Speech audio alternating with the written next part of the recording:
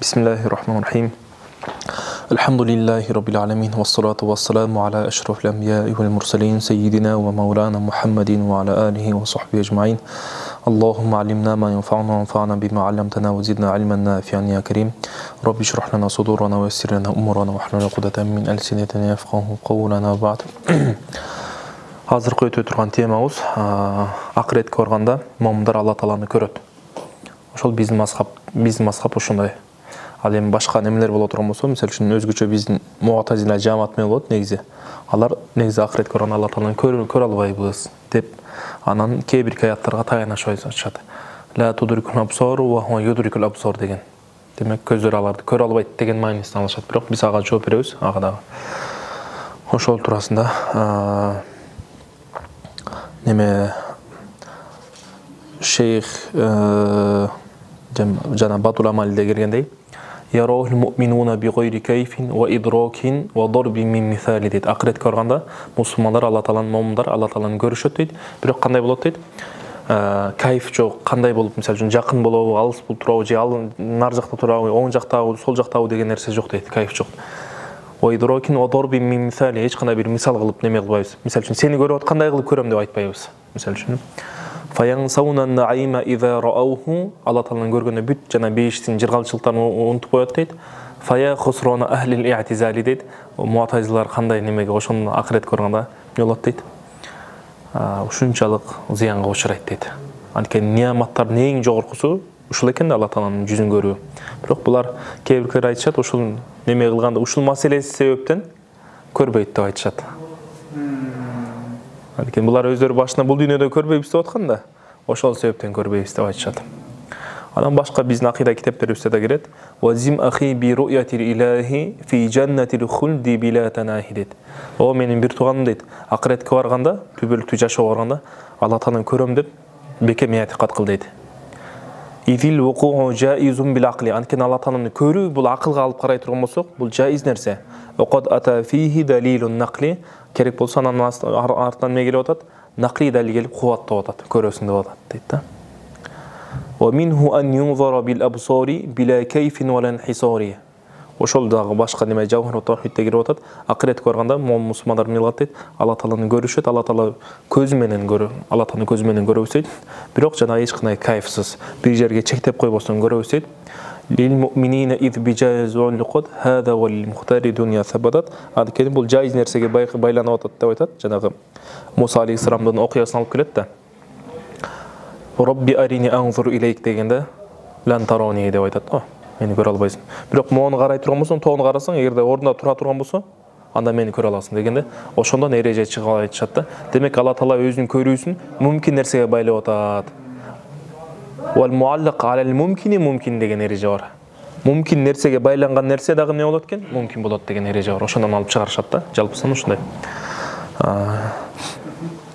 Субуту ру'ятил му'минина лиллахи азза ва жалла фил ахира.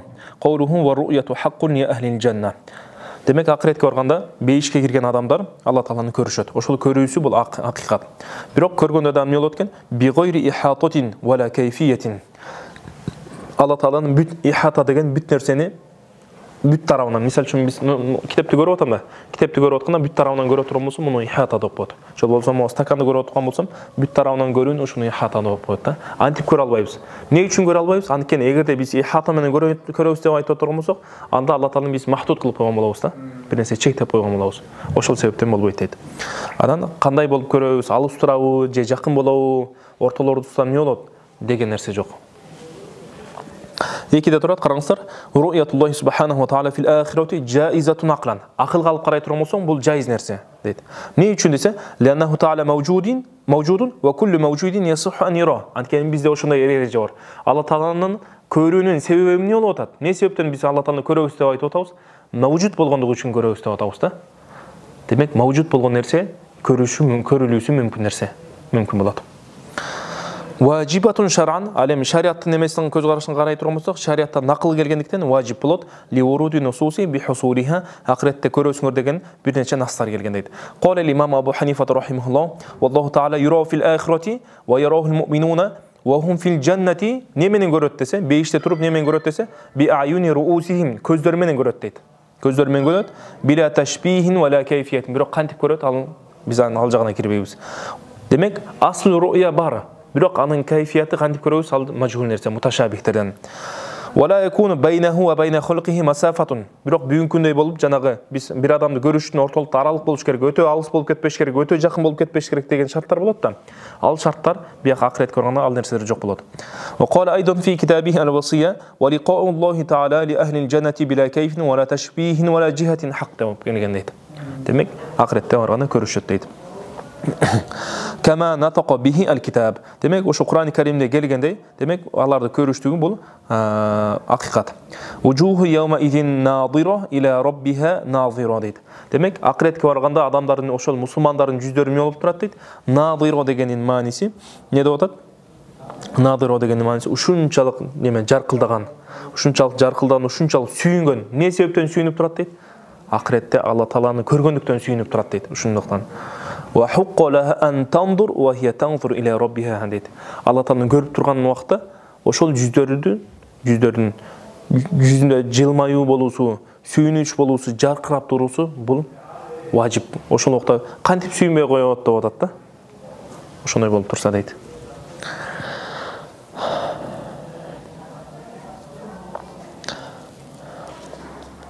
Демек, Алла Таалага сооп катары ошол жүзүн көрсөтөт дейт. Ва тафсируху ала ма арадаху Аллаху таала ва алимахум. Эми бул жактагы неменин тафсирине келе турган болсок, бул Алла Таала каалагандай болот. Алла Таала кандай кантип билген болсо, демек ошону. Бул дегени кайфты нафи кылгысы келип атат. Ортосунда тафсир руя бул жакта келген. Бул аяттын эмеси. Ооба. Демек, бул жакта келгендеги биз кантип көрөбүз деген суроо туулат да. Ал нерсени Алла Тааланын илиминен таштайбыз деп атат да. Алла Таала кандай максат кылган болсо, кандай немени маанини неме кылган болсо, көздөгөн болсо, ошол мааниде неме кылабыз? Тапшырып коебуз ал жагына. Демек, асл руя бизде сабит, бирок анын васфы бизге муташабих болуп атат да. وكل ما جاء في ذلك من الحديث الصحيح عن رسول الله صلى الله عليه وسلم فهو كما قال ومعناه على ما أراده. Демек, пайгамбарыбыздан ушул руя туурасында хадистер келе турган болсо, пайгамбарыбыз кандай айткан болсо, кандай максат кылган болсо, ошентип биз ошентип ыйман келтиребиз дейт. Анын ичине неме кылып кирбейбиз. Тавил кылмастан. 3та турат: "Хада мазхабус салаф". Демек, бул дегени ушул кайсы болуп атат? Бул ошондо 3төн ва алимаху дегенен чыгарып атат да. Мына ушул тафсирин Алла Таала кандай максат кылган болсо, ошого ыйман келтирдик дештик. Бул салафтардын мазхабы болот. Ва хуа тафиду ма'на al-mutashabihat ila Allah subhanahu wa ta'ala дуна ta'yini al-ma'na al-murad min ghayri dalilin qat'i. Демек, маанисин бир чектеп өтсөң, бир мааниге чектеп өтсөң, жалпылай эленме кылып койгон, тафвид кылып Алла Таала тапшырып койгон. Al-mutashabih huwa 4тө турат. Huwa kullu ma sahha bihi an-naql. Демек, накылда келген нерсени шарты ошондой болуш керек экен. Накылда, Куранда же хадисте келиш керек экен. Ва юхиму зохируху мушабахатаху та'ала лил хавадис. Зохир сырткы маанисин алып карай турган болсо, ал мааниси эмне болот? Алла Тааланын пенделерине окшоштуруп кое тургандай болуп атат да. Бирок ошого карасаң, ма қиями далилил қати ала имтинаи зохири фи хаққиллахи таала. Бизде бул жакта башка далилдер бар. Ошол сырткы мааниси Алла Таалада болуштугу бул мустахил деген далил бар, күчтүү далилдер бар деп атат да. Демек, муташабихте ошондой деп койот экенбиз. Qala al-Maydani al-mutashabih kullu wasfin ittasafat ва бул жакта ашык болуп калган. Kullu wasfin ittasafat bihi az-zatul aliyya. Демек, Алла Тааланын сыпаты катары келген нерсе мимма ла юдраку фил aql. Акыл менен сен ойлоп немете албайсың, жете албайсың. Ва ла ютраку лин-нақли ма'наху. Жана ошондой эле накылда келген мааниси менен этикот кылып алба дейт. Аны ошентип менен калтырып койбо дейт. Демек, аны не кыласың? Тафвид кыласың, тавил кыласың, танзих кыласың. Ва тафсируху ала ма арада ай ala muradillah taala. Alloh taolo neni maqsad qilgan bo'lsa, o'sha nemesine bo'ladi. Va naqala al-Maydani anil Bazdawi, Imam Bazdawidan ma'lum naql qilgan ekan, qawluhu isbatul yadi wal wajhi indana ma'lumun bi aslihi. Yat menen wajh bizde kelgan. Qur'oni Karimde kelib atadi, hadislerde kelib atadi, bizde ma'lum belgilүү. Mutashabihun bi wasfihi. Aslı belgilүү болуп атат. Qur'oni Karimde kelgендиги. Бирок андан эмне максат болуп атат, ал бизге белгисиз болуп атат. Валан яджуза ибталул усул бил аззи ан дарки ал васфи дейт. Демек, асылды биз васыпты билбегендиктен асылды ибталга чыгарсак болбойт дейт. Маанисин билбегендиктен Курандан, мындай айтканда, яттан эмне максат болуп атат билбейт экенбиз, анда Курандан алып салганбыз деген нерсе жок дейт. Анте албайбыз дейт. Ва иннама даллатил муътазила мин хазал вajh. Муътазилар эмне кылды дейт? Ушул тараптан эмне болуп кетти? Адашып кетишти дейт. Эми анда суроо болушу мүмкүн. Бул ошо муташабихаттардын шариатта келиши эмне десе айтып атат асына. Анда мунун жообу эмне дейт? Ошонун муташабихаттардын келгенин пайдасы дейт, адамдардын алсыздыгын көрсөтүү дейт. Анан алардын ошол Алла Тааланын каламын түшүнүүдө буларда дагы кемчилдик, жетишсиздик бар дегенди билдирүү болот. Анан алар ошол ыйман келтирип, ошол бүт нерсени Алла Таала тапшырсын деген нерсе талап болуп атат. Бул сыноо катары болуп атат. Ошондой болуп калат да. Арада ан юсбита ру'ятаху азза ва жал. Имам Тахави ушул сөзү менен Алла Тааланы көрөбүз дегенди испат кылып айткысы келип атат. Ани би анна ру'яталлахи таала бил абсар фи дарил qaror lil abrar haqqun дейт. Демек акыретке барганда көзүң менен бейишке киргенде, ошол аброр жакшы адамдар, бейишке кирген адамдар үчүн бул көрүүсү бул анык. Фаяраунаху ла фи маканин ва ла ала жихатин. Акыретке барганда эмне кылат дейт? Алар Алла Тааланы көрүшөт, мекенде, орунда эмес, бир тарапта эмес, өйдө же ылдый деген тарапта эмес. Ау иттисалу шуаин, бүгүнкү күндөй болуп, мисалы үчүн бир адамды бир маканда көрөбүз, бир тарапта көрөбүз да, маканда болот, оң тарап же сол тарап алдында болот дегендей. Жол болсо ортосуна жанагы күндүн жарыктын чагылышы менен көрбөйбүз. Ау субути масафатин байна руи ва байнаху таала. Ортодо жанагы аралык болуш керек деген нерсе, ал нерселерди жоктоп атат. Ва хал мураду би каулихи, эми ушул жанагы азыр айтылган нерседи биз нафи кылуубуз ушул сөз менен максат кылган дейт. Била кайфиятин деген сөзүбүз экен. Ушуларды максат нафи кылууну максат кылганбыз дейт ошол сөзүбүз менен. Максуду ал-i'tiqad bi asli ru'ya wa adamul ishtighal bil kayfiyya. Демек ру'янын өзү негизги ру'яга иман келтиребиз, бирок аны кандай көрөбүз, ал нерсеге биз кирбейбиз деген атат да. Демек Алла Тааланы алар адамдар бул дүйнөдө биз хатсыз, эч кандай бир макансыз билип атабыз да. Акыретке барганда да хатсыз, макансыз көрөт деп атат да. Бирди карап коюңуздар. Нақал ал-Майдани ан имам Абдул Гани ан-Набулуси fi sharh at-tariqatul muhammadiyya дегенге ошол шарх берген. Ошого мындай деп айтып атат: "Ар-ру'яту таби'атун лиш-шей ala ma huwa alayhi." дейт. Демек ру'я деген нерсе. Демек ал нерсе кандай боло турган болсо, ошого жараша сенин дагы көрүүң ошого жараша болот дейт. Андай боло турган болсо айтып атат: "Фаман кана fi jihatin makanin wa jihatin la yura illa fi makanin wa jihatin kama huwa kadhalika." Эгер бир зат, мисалы үчүн эгер жихатта боло турган болсо, бир маканда боло турган болсо, ал дайыма ошол жихатта маканда көрүлөт экен да. Так, ва юра би муқабалатин ва канеме бетме-бет туруш керек экен, ва тисолу шуаин ва субути масафатин ортодо аралык болуш керек экен. Ошолор менен көрүнөт. Ва ман лам якун фи маканин ва ла жихатин, эгерде ким маканда болбосо, жихатта бир тарапта да болбосо, ва лайса би жисимда болбой турган болсо, фаруятуху кадалика, анда көрүү дагы ошондой болот. Башкача айтканда, лайса фи маканин ва ла жихатин дейт. Вала би муқабалатин ва тисал шуаин ва субути масафатин дейт. Демек ушуларсыз көрөсүң дейт. Кайсыл зат эгерде ушул нерселерге муктаж болбой турган болсо, анда көргөндө дагы сен ошол нерсесиз көрөсүң деп атат да. Демек Алла Таала маканга муктаж эмес да. Алла Таала масафатка муктаж эмес. Жанагындай биздин бүгүнкү күндө боло турган неме аралыктарга муктаж эмес. Ошондой болгондон кийин акыретке барганда Алла Таала дагы ошентип көрүлөт деп атат да. А эгерде Кудай сактасын бирөө өзү мындай болуп атат да. Бирөө эмне экен? Масафатсыз, жанагы аралыксыз, неме тарапсыз, макансыз көрүлөт деп айткандан кийин аны бирөөлөр ошол масафаты менен аны ошол маканда тургандыгын көрө турган болсо, анда ал тиги нерсени көрбөптүр дейт да. Ошону аягында айтып атат. Не деп атат? Ва илля эгерде масафат болуп кала турган болсо, иттисалу шуа муқабара ушул нерселер макан болуп кала турган болсо, лам такун ру'ятан лаху, ал нерсени көрбөгөн болосуң дейт. Балли гойри, башка нерсени көргөн болосуң дейт да. Демек акыретке барганда бир адам бирөөлөр келип туруп, мисалы үчүн жисимди жанагыдай бүгүнкү күндө шарттар менен көрүп ала турган болсо, анда алар Алла Тааланы көргөн жок дейт. Башка нерсени көрүп алды дейт да. Бисмиллахир-рахманир-рахим. Ва иннама қала би гойри ихататин. Не үчүн ихатасыз бир нерсени толук курчаган ихатаны биз айтканбыз. Бүт тарабынан карап биле турган болсок, ошону ихата деп айтканбыз. Не үчүн десе, ли анна ихатата ва хия al-idраку bil jawanib. Бүт тарабынан, мин жами'ил jawanib да. Бүт тараптан бир нерсени бүт тарабынан билүү деген. Мухалун алаллах. Алланы ушинтип идрок кылыштык бул мухал болот. Не үчүн десе, ли аннаху лайса би жисмин. Демек Алла Таала жисм эмес, хатта якуна лаху нихаят. Жисимдей турган болсок, жисимдин аянын бүтүшү, башталышы, бүтүшү бар да, ошондой нихаяттары жок дейт. Фаюдрака биха, ошол нихаяттар менен билингидей мунун нихаяттары жок. Ва алейхи юхмалу каулуху таала ла тудрикухул абсор ва хуа юдрикул абсор деген аят муътазилалардын далили катар карманып аткан аяты не маанилүү болуп калат экен?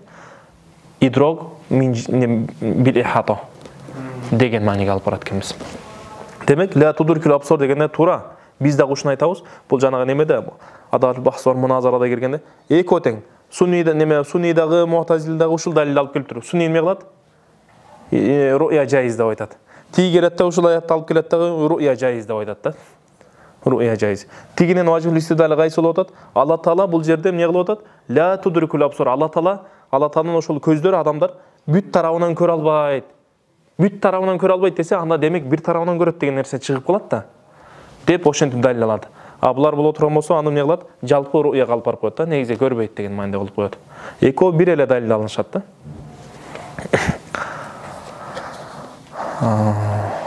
Көрүүдөн максат эмне экен? Алла Тааланын коозугу сулуулугу. Ооба да.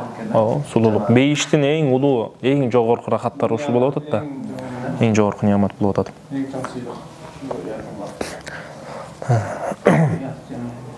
Демек, ушул аятта нафи кылынып аткан руя кайсы руя экен? Руя махсуса, ушул руяны айтып атат. Демек, идрок мин жамиал жаваниб деген руя максат кылынып атат, нафи кылынып атат. Бирок аслы руя нафи кылынган жок. Ошону айтып атат. Лима натаqa bihi китабу раббина ва каулуху таала вужуху яма идин надира иля раббиха надир. Демек, руя сабит болот эмне үчүн? Бул Куранда келип атат дейт. والنظر المضاف للوجه المقيد بكلمة إلى لا يكون إلا بنظر العين. Эми бул жакта лугой мааниге кирип кетет. Бул жакта назар эмне болуп атат? Иля раббиха надир деп атат да. Назар бул неге идофа кылынып атат? Важихка, вужухка. Вужухтар көрөт деп атат да. Эми анан бул жакта назар важха идофа кылынып атат. Мына жакта көздөр неме, көздөр деп айткан жок, жүздөр көрөт деп атат. Анан ошол көрүү неменен чектелип атат? Иля калимасы менен чектелип атат. Ал-муқайяд би калимати иля. Бул назар неменен болуп атат? Иля сөзү менен колдонуп атат да. Ошондой боло турган болсо, ла якуну илля би назарил айни дейт. Бул көздүн көрүүсү менен гана болот дейт. Көздүн көрүүсү менен. Ва хамлун назар, эми муътазила жамаатындай кылып туруп, бул жактан назарду, назар мааниси өзү көрүү деген. Бирок Алла Тааланы биз көрө албайбыз дегенде, анда бул аятты кантип түшүнөбүз десе, назардан максат интизор, күтүү деген мааниге алып бара турган болсок, эмне болот дейт? Ал-муганнисин наим. Күтүү дейт, кайра неаматтын баркын кетирип салат да. Күтүү неаматтын баркын кетирип салат. Анда бул жакта анда жүздөр кантип неге сүйүнөт? Эгер күтүп отурса кантип сүйүнмөгө эле? Жабазат карып калсаң канча деген очередти күтүп отурасың, ал жака барсаң. Кетиш керек. Очеред ал жакта чарчап кетесиң да. Демек, фидарил Куран бейишке барганда ошол күтүү деп айта турган болсок, күтүүгө алып бара турган болсок, бул самжун дейт, бул болбогон сөз дейт. Жакшы сөз эмес. Ва каулуху таала фи киссати Муса рабби арини анзур илейк. Анда бул аятты кантип неме кылдыңар? Бул аятта мисал үчүн кала лан тарони, лан деген сөздү колдонуп атат. Тиги аятта. Анда ушунда муътазила келип айтып атат, мен Алла Тааланы эч качан көрө албайбыз деп атат. Бул дүйнөдө да, ахиретте да деген. Ошого жооп берет. Важху тамассуки бихи анна Муса алейхиссалам саала раббаху ар-ру'ята. Муса алейхиссалам Алла Тааладан келип, "О Аллах, мени көрсөт" деп, өзүндү көрсөт деп атат да. Десе, анан не деп атат? Вала юзанну бихи би Муса алейхиссалам аннаху саала ма хуа мухалун индаху. Демек, бул пайгамбарда болот ата, жөнөкөй адам болот аткан жок. Демек, пайгамбарлар Алла Таалага эмне жайыз болот, эмне мухал болот билиш керек деп атат да. Демек, биз эч качан бирөө жарым ойлобосун дейт. Муса алейхиссалам Алла Тааладан келип туруп мухал болгон нерсени сурап атат деп ойлобосун дейт. Ва кана суалуху, андай боло турган болсо, Муса алейхиссаламдын ушуну сурагандыгы далил болот ала аннаху иътақада жаваза руя. Алла Тааланы көрсө жайыз болот деген иътиқадта болгон дегенге далил болот сурагандыгы. Фаман ахала ру'ята, кимде ким эгерде руя мустахил деп муътазилалардай болуп айта турган болсо, насаба Муса илал жахли бил халиq, анда неге алып барып коет мунун сөзү? Анда Муса алейхиссалам анда немени Алла Тааланы тааныбайт турбайбы? Алла Тааланы билбейт турбайбы? Деген сөзгө алып барып коет. Ва хуа куфрун дейт, демек бул капырлык болот дейт. Ошондон бул жакта Шейх Шаннар ушул жерде жакшы неме кылып кеткен, чечмелеп. Бул капырлык деген кайсы десе, качан капырлык болот десе, эгерде Муса алейхиссаламды капырлык немеге жахилге ниспат кыла турган болсо, Муса алейхиссалам билген жок, Муса алейхиссалам жахил деп Кудай сактасын ушунду айта турган болсо, ушул маселеде анда бул капырлык болуп калат.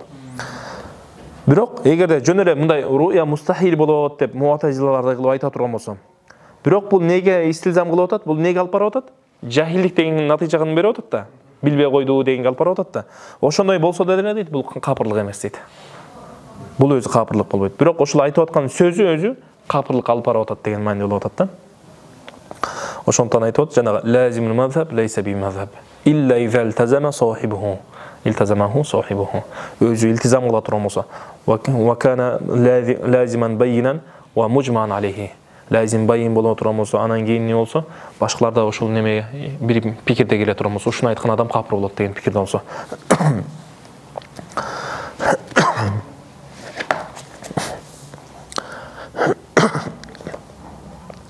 Wa qawluhu ta'ala lillezina ahsanul husna wa ziyada. Жакшылык кылгандарга, бул дүйнөдө аман, ошол иманы менен өткөн, жакшы солих амалдарды кылган адамдар үчүн акыретке барганда жакшылык болот, өтө чоң жакшылык болот. Хусна деген ошол өтө чоң жакшылыкты айтып атат да. Wa ziyada, анан чоң жакшылыктан дагы тышкаркы дагы бир ашыкча бир дагы андан да жакшы нерсе болот дейт. Окода фассара наби саллаллаху алейхи ва саллям al-husna bil janna. Жакшылык деген эмне менен чечмелеген экен? Бейиш болот деген мааниде айтылган. Wa ziyadata bin nazar ila Аллахи таала. Жакшылыктан дагы ашыкча болгон, артык болгон нерсе бар, ал кайсы экен? Алла тааланы көрүү деп айткан. Ва qawluhu таала tahiyyatuhum yawma yalqawnahu salam. Ошол немеге барганда, акыретке барганда, бейишке киргенде алар Алла тааланы көрүшөт дейт. Ошондо салам айтып учурашат. Wal liqa'u huwa ru'ya. Алем бул жакта лиқо yawma yalqawnahu. Алла таалага жолуккан кезде деп атат да. Лиқо деген мааниси бул жерде ру'я деген мааниде дейт. Алла тааланы көргөндө. Ва qala ta'ala kalla innahum 'an rabbihim yawma idhil la mahjubun. Акыретке барганда бул дүйнөдө капыр болуп өткөн адамдар не болот дейт? Алла тааланы көрбөстөн туруп, Алла тааланы көрбөй пардада, ортолоруна парда тосулуп, ошондон Алла тааланы көрүү неаматтан кургалат дейт. Фатахсисул куффар бил хижаб. Эми бул жакта куффарларды эмне кылып атат? Акыретке барганда көрбөйт, махрум болуп калат деп атат да. Ошентип айткандыгы эмнеге далил болот? Далилун ала адамил хижаб лил муъминин. А мусулмандар көрөт дегенге далил болот дейт. Бул дагы бизде жана мафхум мухалафага келип калат. Мафхум мухалафа амал кылынып атат бул жерде да. Вала ялзаму ан якуна ал абрар фил хижаби мусавиян лил куффар. Жана ошондой эле неме? Ошол аброр таква адамдар хижабта жанагы махрум руяны көрбөй калууда капырлар менен бирге болуштугу бул неме эмес. Ла ясих да, ла ясих. Бул жакта ла ялзам дептир, бирок могу башка нускасын карап көрөйүнчү. Ла ясих бекен. Аброр ушул таза адамдарга нелерге да иштетилеби негизи ушул сөз? Таза адамдарга, бул жакта адамдарды айтып атат да. Бул жакта могу нускада ката кетип калган. Ва илля ялзаму деген сөз бар экен. Ва ла ялзаму эмес. Ва илля ялзам. Эгер ла кылып окуй турган болсок, ла ясиху деп окушубуз керек. Болбосо ва илля ялзаму ан якуна ал аброр деген келип чыгат да. Илля деп оңдоп коюңуздар ушул жерде. Эгерде биз могу эме акыретке барганда көрбөйт деп айта турган болсок, момун мусулмандар да көрбөйт дей турган болсок, анда бул жакта Алла тааланы көрүү рахатынан кур калууда мусулмандардагы капырлар менен бирдей эле болуп калмак дейт да. Ошондой деген нерсе келип чыкпак. Ва мисалу залика мин ал-аяти далати ала жауз ру'яти аксару мин ан тухса. Бул турасындагы ру'я турасында келген аяттар, хадистер өтө толтура дейт. Ва аммал хадис, хадиске келе турган болсок, аны Расулуллах саллаллаху алейхи ва саллям сахби болгон хадистерге. Фа ху каулуху алейхи салату ва салам иннакум не деп айтып атат? Сатарауна раббакум яумал қияма. Кыямат кылганда Раббиңерди көрөсүңөр. Кама тарауна кайталанып калган, кама тарауна хадал камар. Бул айды көрүп тургандай көрөсүңөр деп атат. Ла тудамуна фи ру'ятихи. Алла тааланы көрүүдө силерге эч кандай бир машакат болбойт деп атат. Айды көрүүдө канчалык тунук жана асман неме 14 күнлүк толгон айды ушунчалык бардыгы көрөт го. Ошондой кылып көрөт деп атат. Бул жакта ташбих кайсыл тараптан болуп атат? Удух ушунчалык ачык болуп көрөсүңөр деген мааниде болуп атат. Асманда мынтип өйдөдөн бийиктен көрөсүңөр деген эмес. Бул жакта ошончалык ачык жагынан неме деп атат. Бул жакта шейх айтат, важу шаба кайсыл тараптан десе, ташбих ру'я тарабынан, мар'i тарабынан эмес деп айтат. Демек, ла тудамуна деген мааниси, демек Алла тааланы көрүп атканда, ла яхсулу лакум та'бун ва машаккатун деген мааниде. Машаккат болбойт. Жол болсо, кээ-бир риваяттарда ла тудамуна деп таштит менен айтылып кетет. Бул жерде доюмдан алынып атат да. Ла тудамуна деген доюм машаккат таапка айтылат да, чарчоого. Ал эми эгер ла тудамуна деп таштит менен окуй турган болсок, анда издихам деген мааниде колдонулат. Алла тааланы көрүүдө жана пробкада болуп тыгылып неметип калбайсыңар деп атат да, кысылып көрбөйсүңөр деп атат. Wal murad бұл жақтан мақсат, пайғамбарымыздың хадистен мақсат не болады? Ташбих ру'яти бир ру'яти фи адам шак вал хилафи фиха. Демек, ошол Алла Тааланы көрүүдө силер мону тунук анык болуп көрүп аткандай, шек күмөнсүз көрүп аткандай, Алла Тааланы да көрөсүңөр дейт. Ла ташбихул мар'i бил мар'i дейт. Ошол көрүлүп аткан нерсени ай менен Алла Тааланын затын окшоштуруу эмес дейт. Ошону көрүүнү гана окшоштуруп атат. Бири-бирине ушунчалык ачык болот дегенди айтып атат да.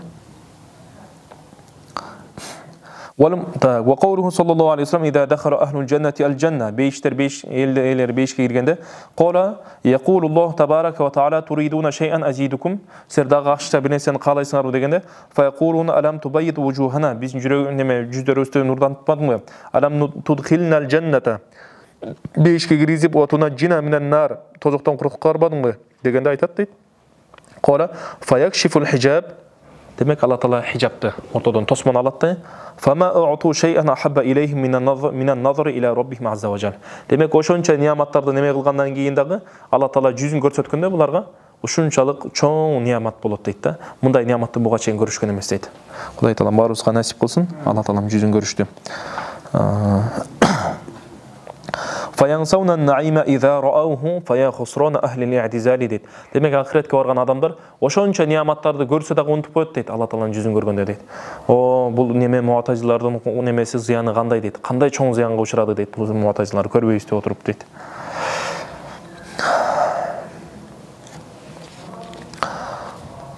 قوله ومعناه وتفسيره على ما أراده. Анан бул жакта акыретке барганда көрөбүз деп атасызбы? Кантип көрүүсү кайфиясы, Алла Таала кандай максат кылган болсо ошол мааниде көрөбүз. Вала надхулу фи залика мутааввилина би ахроина.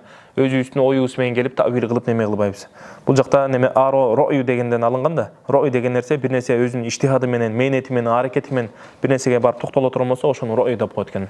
Ал эми вала мутаваххимина би авхамина вахм деген нерсе бул эмне экен? Ошол жанагы нафсынын хавасы деп коет дейт. Өзүбүздүн хавабыз менен ошондой неме кылбайбыз. Демек ошол аяттарды biz Mu'tazile cemaati neme ta'wil kılgандай kılıp ta'wil kılmayız deydi. Nazorda intizor kılıp ta'wil kılmayız. Wala mutawahhimina bi awhamina degende mushabbiha mujassimalar kılgандай kılıp Allah Taala'nın cisim görgönдөй kılıp körөбүз деп айтпайбыз deydi.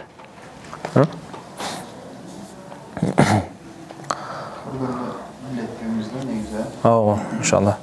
هذا رد على المعتزلة بلا يطلقان söz معتزلة رد بوطن حيث أول قوله تعالى إلى ربه ناظرة بأن كلمة إلى ها هنا واحدة الآلة واحدة الآلة بمعنى النعمة. Bu jaqta ila деген сөздү бул немеден алынган дейт.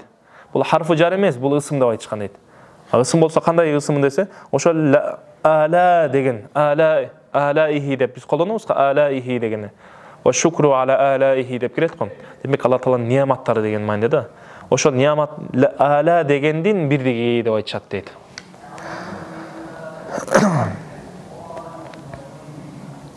Ошондо андай боло турган болсо, мо 5те тургандай, эмне дейт? Ай ал-мураду мин ал-аяти кама кала бa'дул мутазила анна вужухал му'минин. Мусулмандар ошол немелердин жүздөрү яума идин надира, жүздөрү ушунчалык нур болуп турат, жылмайып турат дейт. Ли ни'мати раббиха мунтазира, Алла Тааланын нияматын күтүп турган үчүн деп атат да. Бирок биз күтүүнү эмне деп айтканбыз? Маутун ахмар деп айтканбыз. كقوله تعالى فبأي آلاء ربكما تكذبان misal үчүн ала деген сөз бул ниямат маанинде колдонулат. Ушул сыяктуу бул жакта дагы иля деген ала маанисинде деп айтып атат да. فيكون النظر деген сөз эмне болуп калат экен? Ариан ан харфи иля дейт. Иля деген сөздөн бош калат дейт. Демек бул жакта иля деген харф жок болуп калат дейт анда.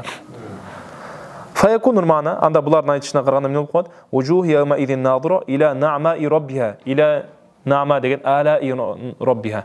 Allah Taala niyamatların neme kılıp qarap ve muntaziratun laha. Allah Taala niyamatın qarap turat, anan аны kütüp turat деген ma'noda болуп калат.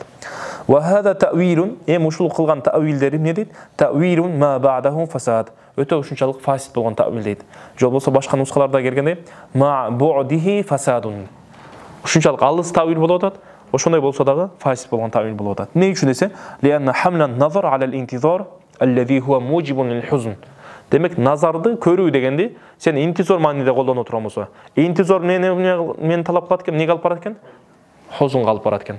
Кайгылантып коет экен биякта турган адамды. Кыжалат кылып коет экен. Кыжалат алып бара турган, күтүк алып бара турган болсо, кама кыйла мындай дейт, айтылган дейт. Иннал интизор маутун ахмар деп айткан дейт. Бир нерсени күтүүнү кызыл өлүм деп айткан дейт да, жаман өлүм дейт.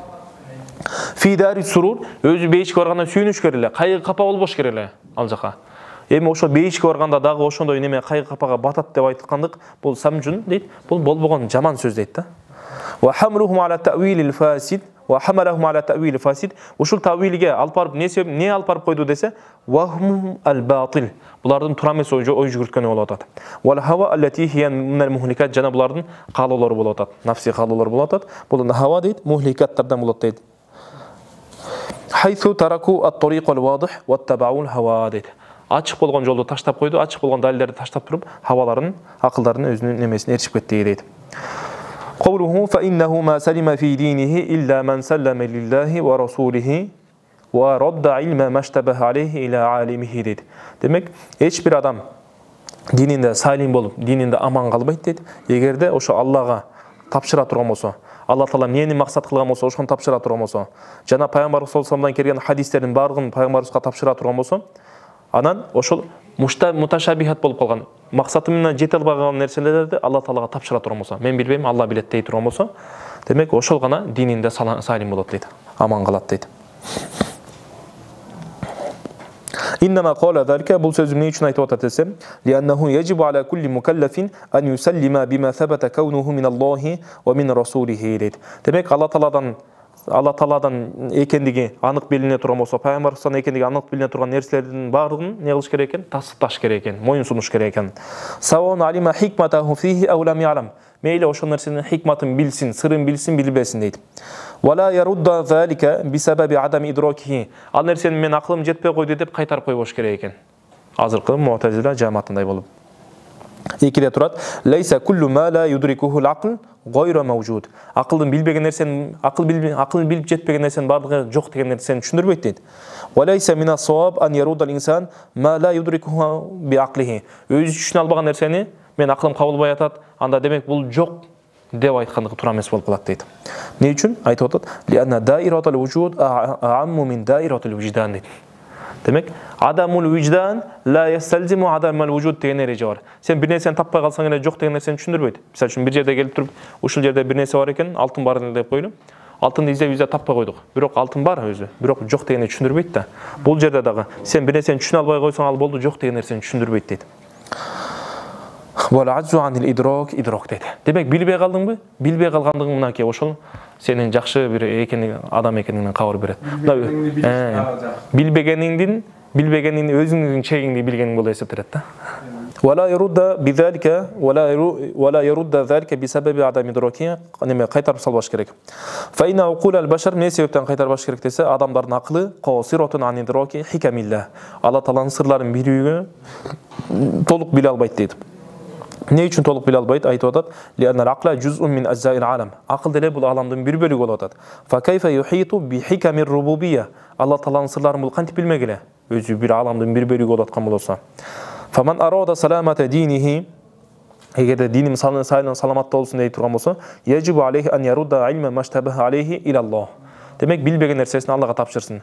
Алла эмнени максат кылган болсо, мен ошого ыйман келтирдим деп. Фа иннаху ал-алиму би хакикатил ашам. Мынага фа иннаху ал-алиму деп айткан жок. Фа иннаху ал-алиму дегенде бул балагада хасырды түшүндүрөт. Алла гана билет деп атат. Ошол нерселердин акыйкатын Алла гана билет. Ва яскут так яжибу алейхи ан яскута ан таъвил муташабихат. Муташабихат аяттарды туура эмес мааниде, туура эмес жол менен таъвил кылуудан сактаныш керек дейт. Бирок туура эгер таъвил боло турган болсо, жанагындай ятты кудурет мааниде боло турган болсо, ошого окшогон жакшы мындай жалпы эрежелерге дал келе турган маанилерде таъвил кылса зыян болбойт. Бирок бул жерде эмне болуп атат? Булар туура эмес таъвил кылып атат да, Муътазилалар ошолор туурасында кетип атат. Fa inna qawman ta'awwalu bi ara'ihim, өздөрүнүн ойлору менен, акылдары менен таъвил кылышкан. Фанафау ас-сифат ва атталу. Алла Тааланын сыпаттарын нафи кылып туруп, Алла Тааладан сыпаттарын ажыратып салышты дейт булар. Ва qawman, кээ бир адамдар, булар кимдер? Биринчилер Муътазилалар, экинчилер мушаббихалар. Хамалуху ала зохириха, зохир маанисинде колдонушту дейт. Ятты ят маанисинде, айынды айын маанисинде колдонушту. Фа вақау фит ташбих ва тазим. Алла Таала окшоштуруп койду адамдарына, пенделерге, анан Алла Таалага жисим ыйгарып коюшту. Фа сору мушаббихатан ва муджассиматан ва хаззур расих. Чыныгы мындай илимдүү адамдын илимді адам не қылыш керек ушундай жерлерде десем не дейт? Ал-иман бил муташабихат. Муташабихат аяттарға иман келтіріш керек. Ва таркут ta'вил, башқа айтқанда аль-фасид да. Фасид болған ta'вилді не қылыш керек екен? Ташташ керек екен дейді. Wallahu a'lam bis-sawab wa ilayhi marji'ul ma'ab.